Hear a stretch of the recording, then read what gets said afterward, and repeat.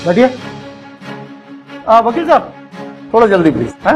Your honour, मेरे मुवक्किल दिनेश कुमार, इनका दावा है कि पूरी बिरादरी के सामने मंगनी करने के बाद भी उनकी मंगेतर मिस रोशनी उनसे शादी करने से इनकार कर रही है। योर ऑनर, इनकार नहीं, लेकिन मेरी भी वही शर्त है जो इनकी है। कैसी शर्त? योर ऑनर, मेरे मुवक्किल की बिरादरी में एक रस्म है जिसे निभाने से मिस रोशनी साफ इनकार कर रही है। वो रस्म क्या है? योर ऑनर, ये रस्म नहीं, ये सामाजिक रूप से महिलाओं पर किया जाने वाला अत्याचार है, अत्याचार। रस्म से बढ़कर ये एक स्त्री के चरित्र का नगीना है योर ऑनर, एक औरत की इज्जत और आबरू की निशानी है। आप रस्म के बारे में बताइए ना। आप मतलब यूं ही पहेलियां उलझाते रहेंगे तो फिर हम यहाँ मतलब। योर ऑनर, मेरे मुवक्किल दिनेश कुमार चाहते हैं कि मिस रोशनी ये सबूत दें कि सुहाग रात की रस्म अदा होने तक वो वर्जिन रहेंगी, यानी कि पेटी पैट। वर्जिन मतलब? हर सूरत हाल में कुंवारी रहेंगी।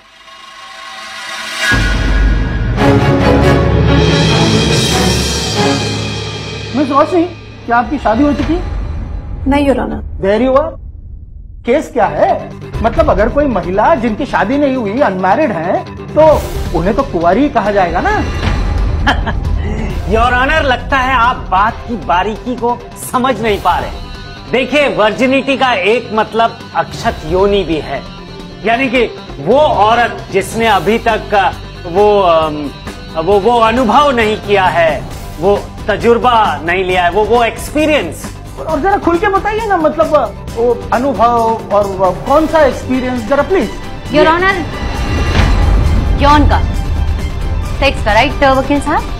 हाँ, यही तो हम चाहते हैं कि मिस रोशनी ये सबूत दे कि वो वर्जिन है। और हम ये चाहते हैं योर ऑनर कि मिस्टर दिनेश कुमार और रोशनी पर एक सा कानून लागू हो। We demand equal treatment under the law.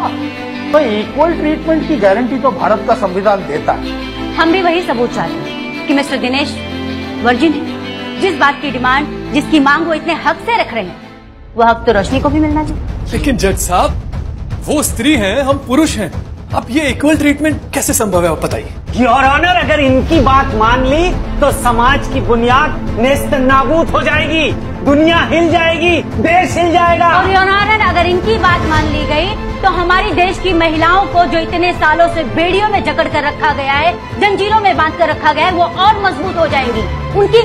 उनके अधिकारों का गला घुट जाएगा योर ऑनर। कानून और अदालत जज्बातों से नहीं, बल्कि गवाह और सबूतों पर चलते हैं। Thank you your honour, thank you. इसीलिए मैं अपने पहले गवाह डॉक्टर शेखर को बुलाने की इजाजत चाहता हूँ। इजाजत है, लेकिन थोड़ा फास्ट प्लीज। डॉक्टर साहब, ये वर्जिनिटी यानी अक्षत योनि क्या है, ये आप जरा अदालत को बताने की कृपा करेंगे प्लीज। औरतों की योनि में एक मेम्ब्रेन यानी स्किन का पर्दा सा होता है। जब कोई औरत पहली बार यौन संबंध यानी कि सेक्स का अनुभव करती है तो ये पर्दा फट जाता है। जैसा कुछ खून भी बह सकता है, लेकिन कुछ समाजों में सुहाग रात पर इस हाइमेन का रप्चर होना यानी फटना, इस बात का सबूत माना जाता है कि लड़की वर्जिन थी। थैंक यू डॉक्टर साहब, thank you. Your witness please. Doctor साहब, अभी आपने कहा कि ज्यादातर पहली बार सेक्स का अनुभव करने पर ये पर्दा फट जाता है। इस ज्यादातर का मतलब बताएंगे आप? मतलब यूजुअली। डॉक्टर साहब, क्या ये सच है कि ज्यादातर महिलाएं जो काम करती हैं, स्पोर्ट्स में हिस्सा लेती, खेल कूद में भाग लेती हैं, या कोई वजनदार काम करती हैं जैसे कि खेती में वजन उठाना, क्या तब भी ये पर्दा फटने के चांसेस होते हैं? जी हाँ, अक्सर हो जाता है। आपका ये अक्सर आपके ज्यादातर से कम है या बढ़कर? अब ये बात तो औरत पर डिपेंड करती है।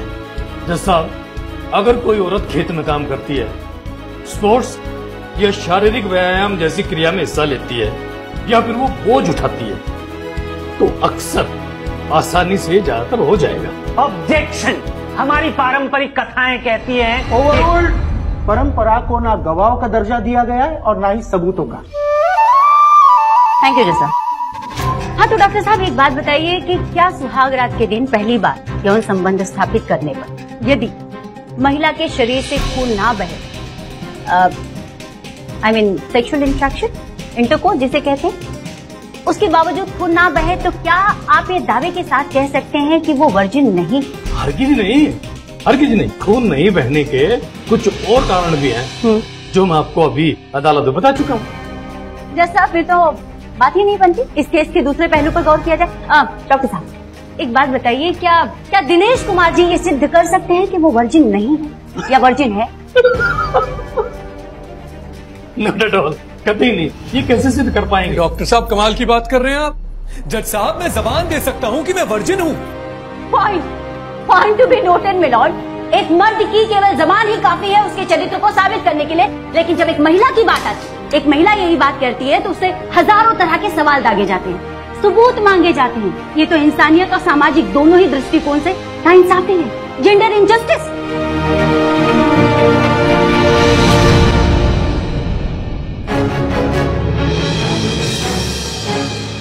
हाँ तो दिनेश जी, आप इन सारी चीजों के बारे में कुछ बताना चाहेंगे?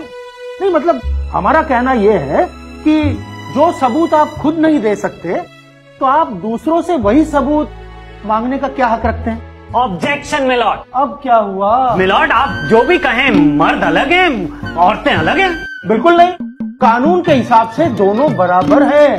योर ऑनर, कुदरत ने मर्द को बना है ही ऐसा है कि पता ही नहीं चलता नॉन वर्जिन कि वर्जिन, पेटी पैक कि नॉन पेटी पैक। आप प्लीज अपनी बकवास बंद करेंगे? योर ऑनर, यहाँ इस मुद्दे की जड़ ये है कि मर्द करे तो सब ठीक, लेकिन महिला करे तो पाप। दोषी कोई भी और ऑनर, लेकिन शक और सवालों की सुई हमेशा औरत पर उठती है। क्यों? जज साहब, मैं कुछ कहना चाहता हूँ। प्लीज, इजाजत है। जज साहब, हर मियाँ बीवी के बीच की सौतन होती है शक, और आज यहाँ अदालत ने मेरी आंखें खोल दी। जज साहब, मैं किसी के अतीत या किसी शरीर के हिस्से से शादी नहीं करना चाहता, बल्कि एक जीती जागती औरत से शादी करना चाहता हूं, और वो औरत है रोशनी। अगर रोशनी को कोई ऐतराज ना हो तो। मुझे मंजूर है योर ऑनर। एक पत्नी इससे ज्यादा और क्या मांग सकती है कि उसके पति और उसके बीच कोई तीसरा ना हो। आप दोनों की राय से बिल्कुल सहमत हैं। वैसे आपको अगर कुछ कहना है तो? नहीं योर ऑनर, बस इतना ही कि आज इस उम्र में ही सही मैंने एक सबक सीखा है, और मुझे एहसास हुआ है कि मैं कितना गलत था। ये वर्जिनिटी टेस्ट गलत है। I am sorry ma'am, I am sorry. Case dismiss. एक मिनट जज साहब। अब क्या हुआ? एक सेल्फी ले लें? अभी? चलो।